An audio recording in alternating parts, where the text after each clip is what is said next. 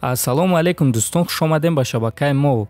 Дар навори имрӯза оиди муҳорибаи Нурулло Алиев зидди Кирилл Крюков гап мезанем. Ҳамчунин оиди треугольники Кирилл Крюков дар якум раунд гап мезанем. Ва боз суханҳои Нурулло Алиев ки дар ҳамон лаҳза чӣ гуна ӯ тоқат кард. Барои ҳамин наворро то охир тамошо кунед. Боварӣ дорем ки ба шумо писанд меояд. ба ҳамагон маълум аст ки ин муҳорибаро бисёриҳо интизор буданд. Барои худи варзигарон низ ин муҳориба аллакай муҳорибаи принсипӣ шуда буд.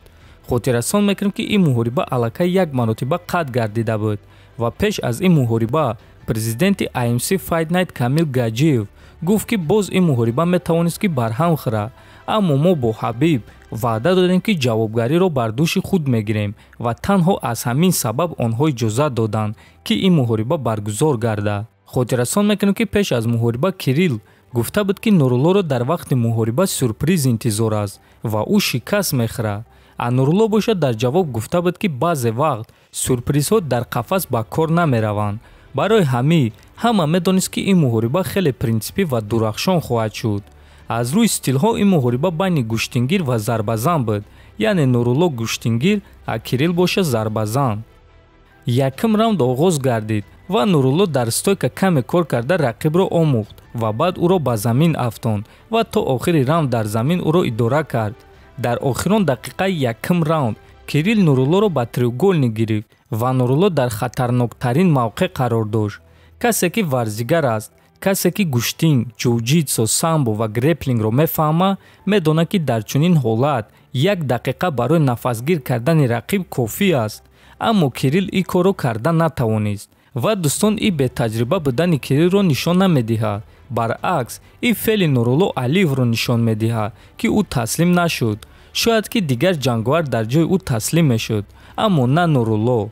баъди ин раунд Нурулло ба рақиб ягон шанс надода ҳамаи раундҳои боқимондаро бо бартарии хеле калон гирифт ва дар ин муҳорибаи принсипӣ нуқтаи калон гузошт. баъди муҳориба Нурулло Алиев оиди ҳамон лаҳзаи хатарнок фикрҳои худша баён кард. биён суханҳои ӯро гӯш мекунем. Но он меня держал, да, очень сильно, так как сетка была, я сам притягивал его и отпускал, чтобы у него ноги устали. Ну, один раз был такой мощный захват, но я его к сетке прижал, ну, я контролировал это, но я его прижал к сетке, ну, и мог дышать.